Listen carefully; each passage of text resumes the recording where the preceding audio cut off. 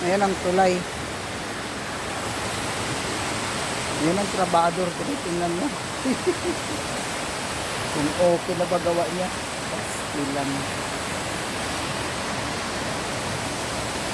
Masipag itong trabador niya eh.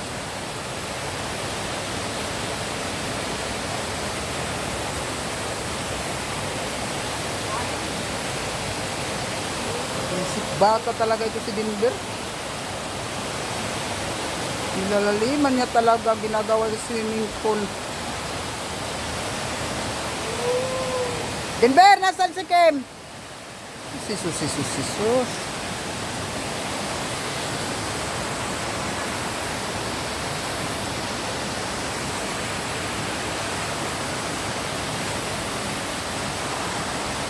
Hindi ako naririnig kasi nga maingay tubig.